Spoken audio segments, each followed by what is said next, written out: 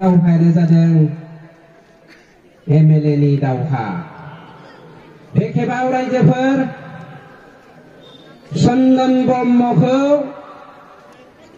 चन्दन दंफांखौ जों सावनो थांगासिनो दं। नंखायनो सिबिदाथाव रायजो राजा नोंथांमोन हाजिर हबाद उपस्थित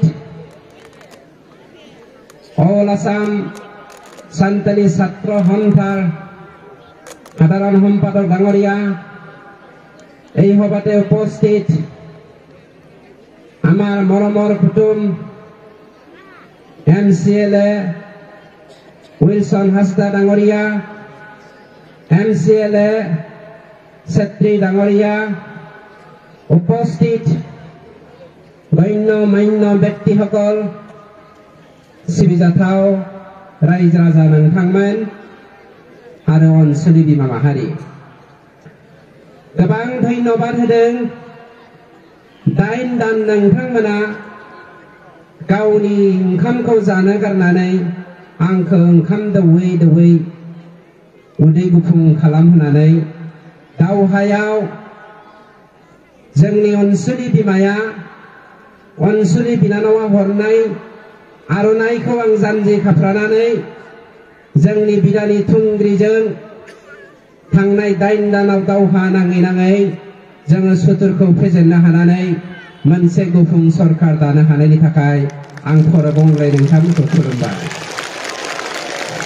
सिबिजाथाव रायजो राजा नोंथांमोन जोङो दावहायाव देरहादों, नाथाय देरहायै देरहायै देरहायै जोङो जेननो थांगोन जुदि नोंथांमोना जोंनि होनाय प्रतिश्रुतिनि बेरेखायै जोंनि सरकारखौ गुनजेर महरै हरनानै जोंनि आंगोफोरा जुदि न' इसिंनि मैखोम खाम्फायाव गुदुं खुरनो नागिरोब्ला बे गुदुङाव नोंथांमोना पेट्रल लुनानै होनांगोन।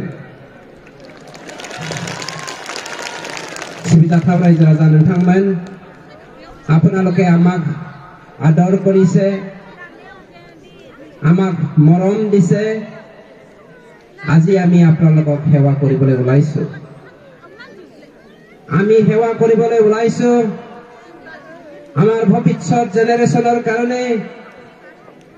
লক্ষ লক্ষ 8 লক্ষ ইউথ যিসকল বিটিআৰত আজিলৈকে বেকাৰ হৈ আছে তেওঁলোকক সংস্থাপন দিবৰ কাৰণে 9 লাখ ইউথफोरनि थांना थानायनि राहा लामाखौ जोङो दिनै होनो थाखाय मोनसे गुफुं सरखार दादों। आं नोंथांमोनखौ खावलायदों, नोंथांमोना दिनै जोंखौ आहार दौयै दौयै खबसे ओंखामखौ खबनै खालामना जोंखौ दौनानै 8 दाननि गेजेराव जोंखौ देरहासार होदों। 5 बोसोर गुफुं सरकार दानायाव नोंथांमोना जोंनो हासार दै गथायबावनांगोन। মোৰ ফালৰ পৰা বিনম্ৰ অনুৰোধ আমাৰ সান্তালী ভাইসকলৰ ওচৰলৈ, আদিবাসী ওৰাও ভাইসকললৈ আহক, এতিয়াও সময় আছে। কোনো পলিটিক্যাল পাৰ্টিয়ে তেওঁলোকৰ স্বাৰ্থক পূৰণ কৰিবৰ কাৰণে আমাক আজি এবটল মদৰ দ্বাৰাই কিনিব বিচাৰিছে, 2 টকাৰে কিনিব বিচাৰিছে, এটুকুৰা মাংসৰে কিনিব বিচাৰিছে। আমি যেন সেইবোৰ ঠাইত সেইবোৰ বস্তুৰ লিপ্ত হৈ নাথাকি জাতি গঠনৰ কামত আগবাঢ়ি যাওঁ। আপোনালোকৰ মৰমৰ আমাটো শ্ৰীযুত উইলসন হাসদা ডাঙৰীয়া আজি আমাৰ সান্তালী সম্প্ৰদায়ৰ আদিবাসী সম্প্ৰদায়ৰ এজন MCLA। আপোনালোকৰ জাতি গঠনত অৰ্থনৈতিকভাৱে আগবাঢ়ি যোৱাত বিকাশৰ ক্ষেত্ৰত শান্তি গঠনৰ নামত উন্নতিৰ স্বাৰ্থত কাম কৰিবলৈ আজি উইলসন হাসদা ওলাই আহিছে। আপোনালোকে হাসদা ডাঙৰীয়াক সহায় কৰক। যেন আমার সান্তাল জনগোষ্ঠী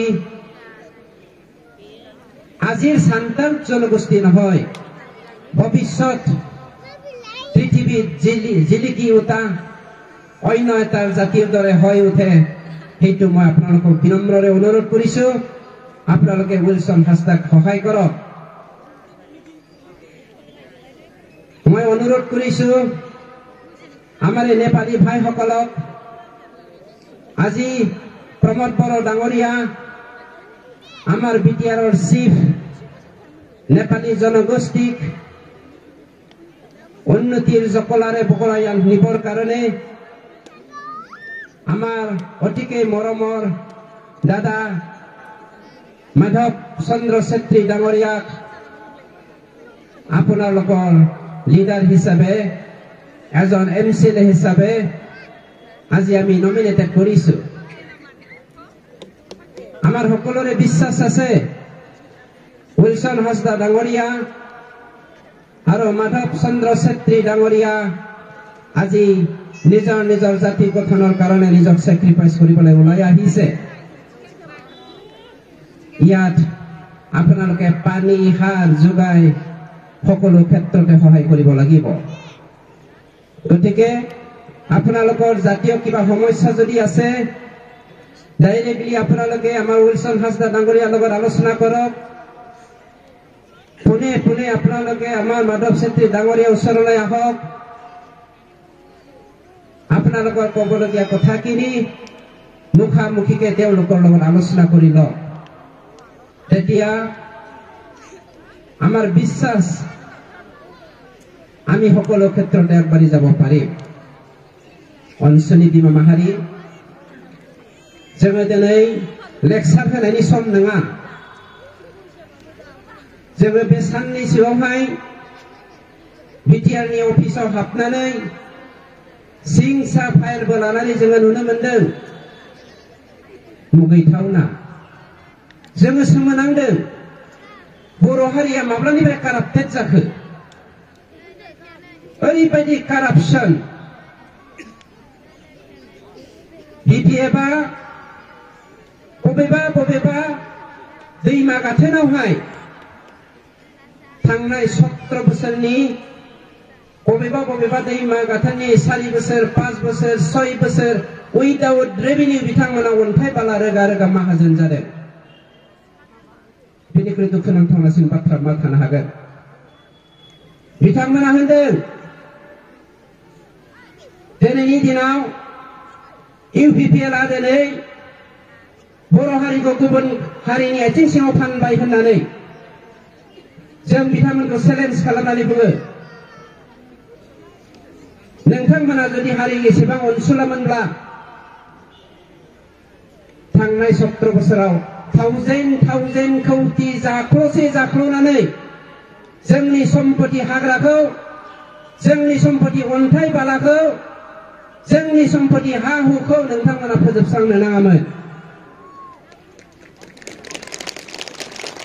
जत सम्पति दङ दिनै बिथांमोना आइवाइन नुफ्लानायनि मुङाव बबेबा बिल्डिं लुफ्लानायनि मुङाव बायदिसिना सेंसन खालामै अफिसारफोरखौनो हाग्रायावहाय दंफां हानो थिनहरनानै कौटि थाखा लुथिगासिनो दङमोन जोङो दिनै सारप्राइज भिजिट खालाम मोननो हादों नोंथांमोना हाग्रा थाङोबा मेगननि मोदै गगोन नोंथांमोना दैमा गाथोन थाङोब्ला मेगननि मोदै गगोन मेदिफाता हा सोरनिबा व्यक्तिगत हानि अन्थाइखौबो व्यक्तिगत मेदिफाता हानि बालाखौबो बिथांमोना दादागिरि भाबै गावसोरनि ट्राकआव थिखां लांनानै गावसोरनि खामानियाव बाहायहैदों आरो कौटि थाखा जाख्ल'दों बेनिखायनो सिबिनां रायजो राजा नोंथांमोन जोङो जदियो बुंदों जों कारापसन फ्रि सरकार मोनसे दानो नागिरदों किन्तु नोंथांमोना जोंखौ हेफाजाब होनांगोन नोंथांमोनानो जोंखौ दिनै फोरोंनांगोन जोंनि गेजेराव दानो मोनसे पलिटिक्स खालामगासिनो दङ फैगौ एमएलए बिसायख'थियाव थांनाय बारावहाय जोंनि चिरां क'क्राझारावहाय जोंनि जाम्बा जाम्बि मानसिफोरखौ जौ होयै होयै गरनैसो थाखा होयै होयै बायनानै हानायखाय बे बारावबो बिथांमोना एमएलए इलेक्शनावहाय कौटि कौटि रां सोनानै जोंनि मानसिफोरखौ जोंनि मोनथायनिफ्राय जोंनि उदांस्रिनिफ्राय जोंनि फिथाइनिफ्राय जानगार होनो नागिरदों।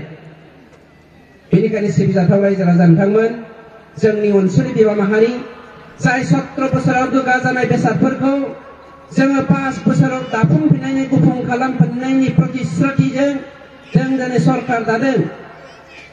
जोंनि माइनाव बिमाफोरखौ माइनाव बिमा दाफुंनाय दुखुथिया राननि बिनानाव एबा बिब'फोरखौ अनसुंथाइ होनाय जोंनि लेखा गोरों सेंग्रा सिख्लाफोरा गियानि जासे जानानैबो सोरनिबा बुरखायनायाव सोरनिबा बरायनायाव जौ फाग्ला ड्राग्स फाग्ला जुवारि जानानै थानांनाय बेफोरनिफ्राय उद्रायनानै बोखांनानै जोङो गुफुं समाज मोनसे दानो नागिरनाय गासैबो जाति जनगोष्ठीनि गेजेराव खौसेथि लाबोनायनि जा थांखि बे थांखिखौ जाफुंहोनायाव नोंथांमोना जुदि जोंखौ आखाइफोराव हराबा जों किन्तु हालाय हाफाय जानो गोनां जानो हागौ। मानोना जों जेसे जायगा जेसेथिं थाङा मानो सारप्राइज भिजिट खालामा मानो दुष्ट चक्रखौ हमनो नागिरा मानो जों थांनायनि सिगांनो बिथांमोना थियारि जानानै एरखेजोबनानै थायो। थिग बेफोरबायदिनो मैया जादों बाक्सायाव जोङो सारप्राइज भिजिट खालामनो थांनो नागिरदोंमोन। जों थांनायनि सिगांनो बिथांमोना थियारि जानानै थफ्ला थफ्लि लानानै एरखेजोबनानै थादों। सांग्रांथिनि गोनांथि जादों रायजो राजा नोंथांमोन। नोंथांमोना जोंनो अननाय होदों, नोंथांमोना जोंखौ दाव दाव खालामदों। जोङो दिनै रायजो राजाखौ सिबिनो ओंखारदों। বিপিএফে যোৱা প্ৰটেষ্টৰ আগৰাতি দিনাখন আমাৰ 4জনকৈ MCLA বিজেপি UPPL আৰু GSPৰ পৰা 100 কোটি দি পেলাই কিনিব বিচাৰিছিল, কিন্তু তেওঁলোকে পৰাস্ত হৈছে। 100 কোটি होनानै बिथांमोना जोंखौ बायनो नागिरदोंमोन। मानो बिथांमोना जाख्ल'नायखौ दोनखोमानो थाखाय। थेवबो जोङो बायजायाखै। बेनिखायनो सिबिजाथाव रायजो राजा नोंथांमोन, नोंथांमोना अननानै जा जोंनि मोननो गोनां फिथाइ बे फिथाइनि बेसेनखौ जोङो मोननो हानाय बायदि जोंखौ हेफाजाब होगोन होननानै जों गुरै खावलायदों। जोबनायाव आं नोंथांमोनखौ मोनसे खावलायदों।